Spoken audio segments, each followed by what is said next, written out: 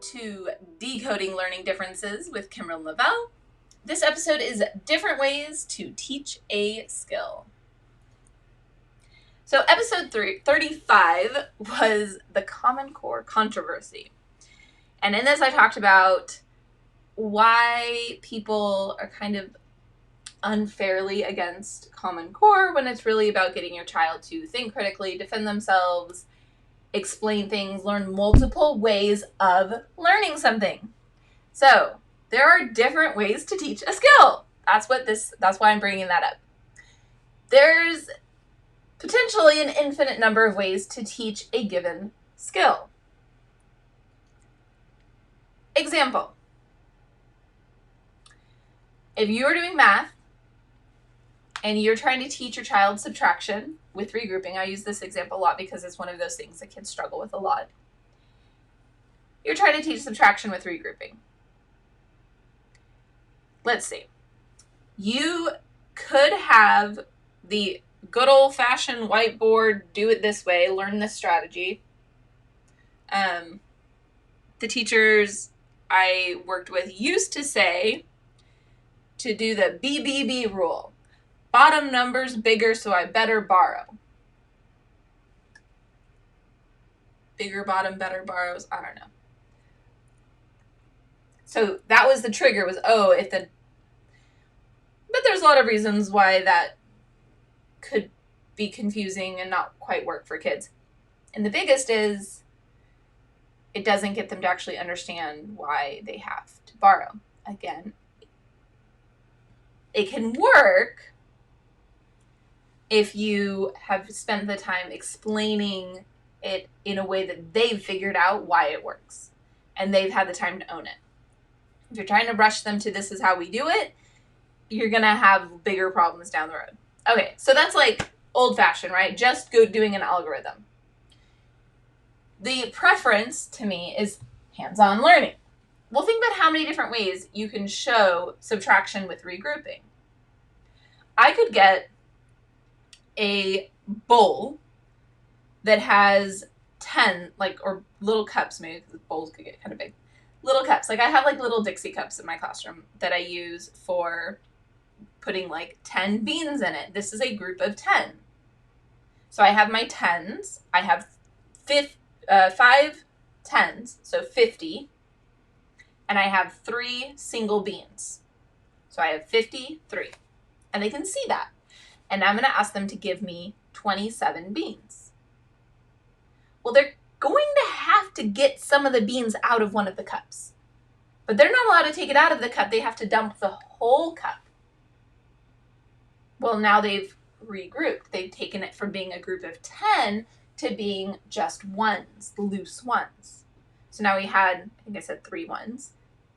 And then another group of 10 ones now became ones, so 10 plus 3 is 13. So now I have 4 tens and 13 ones. And you can show that on the whiteboard as they're doing it. But let them do it a whole bunch of times. At least let them do it twice before you even show it, if they're kind of advanced in it. Otherwise, 50 times, I don't care. Let them do it a bunch before you even show it once, and just show it. Don't try to get them to jump to it until they're oh, it's going to be this, or I understand. When they start realizing it, then you can start quickly getting them through the algorithm, but slow down at the beginning. All right, I'm getting preachy. It's not the point of this podcast. This podcast is about that there are an infinite number of ways to teach something. So, again, instead of the little cups and the little beans, sometimes I've used Unifix cubes. A stack of 10 Unifix cubes in the tens column, and they're red. And then there are blue ones, single Unifix cubes in the ones column. Unifix cubes are just about a 1-inch square cube that attach to each other. They can stack up. Sorry. So again, I might have 5 tens, so 5 columns of red in the tens, and then 3 blues in the ones. And I'm saying, give me 27. So again, they've got to take it apart, right? And then we're working through that, as explained before. Or I've got those tens blocks. So those are the they're like little tiny cubes. They're about 1 centimeter cube. And then a rod that's attached. You cannot pull them apart. You have to trade them. 1 10 rod for 10 individual cubes. Again, 5 10 rods, and I give them 3 individual cubes, and they've got to give me 27. They're going to struggle until we start trading. And we're talking through that, examples, as said before. Montessori has these gorgeous beads that they use for 10s and 1s. Very similar concept, right? They're using these golden beads on a full, it's like on a little wire, but it shows that there's individuals in there, but they're all attached to be a 10. And you can't like take the wire apart. Well, you could, but you would kind of ruin it. You're not supposed to. And then there's also individual tiny little single beads. So same concept, right? You would have to trade one of those 10s for 10 1s, and you're seeing how you're regrouping with all of that. We could get out the Cheerios, we could get out, right, infinite number of things. And then we can also practice all of this while drawing in a sandbox at the park and talking about the animals that are running around and looking at books that have lots of things in them, like a Where's Waldo book. I see 53 people. If 27 of them, and I count, there's 27 are men, and how many are women, and how would I write that down, and how would I explain that? And infinite number of ways to teach subtraction with regrouping. Now, you'll notice that a lot of those are very similar to each other. Another way that actually you can teach it is by giving the algorithm 53 minus 27 written horizontally and ask them to figure it out in their head. And then they're having to think through how would they do that. You could use number bonds, breaking numbers apart into pieces and showing how you would do it that way. Again, I could keep going. There are a lot of different ways that you can teach a single skill. And there's benefits to teaching it more than one way. They're being exposed to the same concept in multiple places. They're getting that deeper understanding that it doesn't just work like that here, it works like that here. And you just keep seeing the same concept over and over, it's going to solidify. So, let's move on. Another example, reading sight words. So if you were trying to teach sight words to a child, you could, old-fashioned flashcards, right? And even with flashcards, there's different ways to do it. Some people have a huge stack of flashcards, and they run through every single one every single day. And the kids kind of get used to seeing them, and they learn them.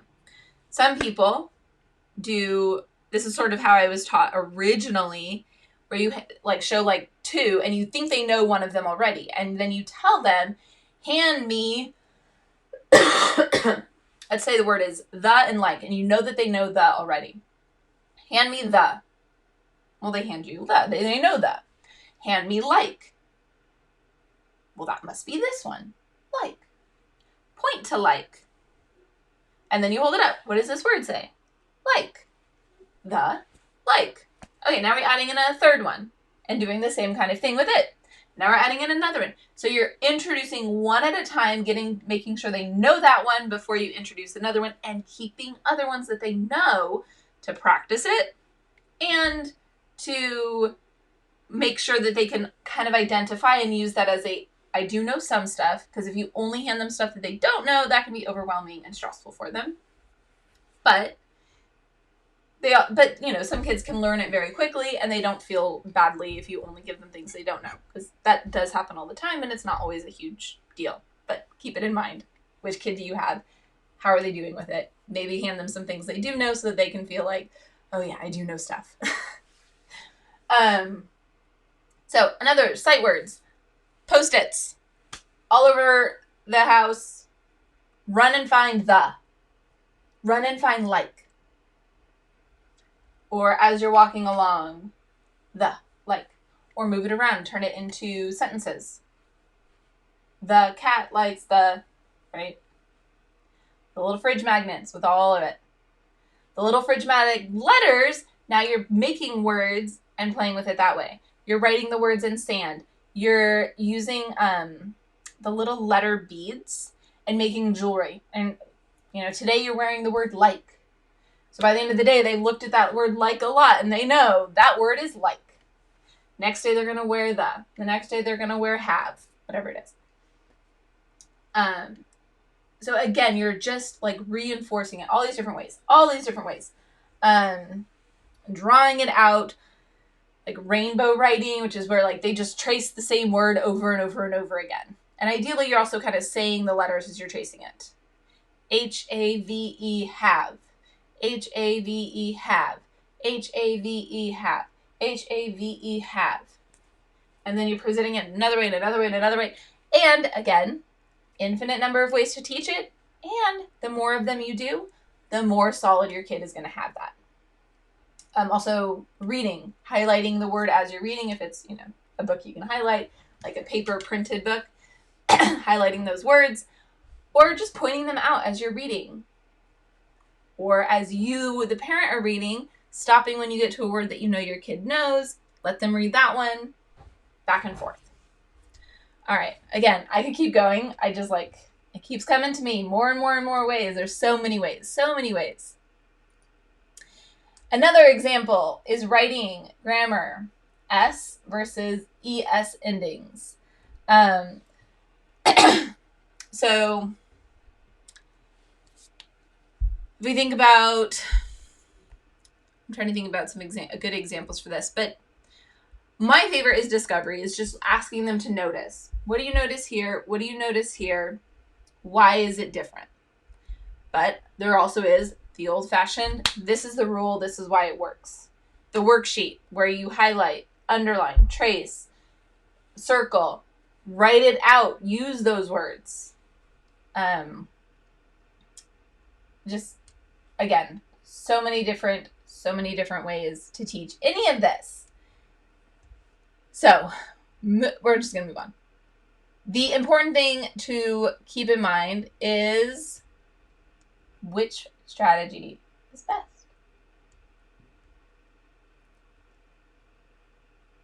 And that is going to depend on your kid. In general, that discovery and allowing them to teach works the very best.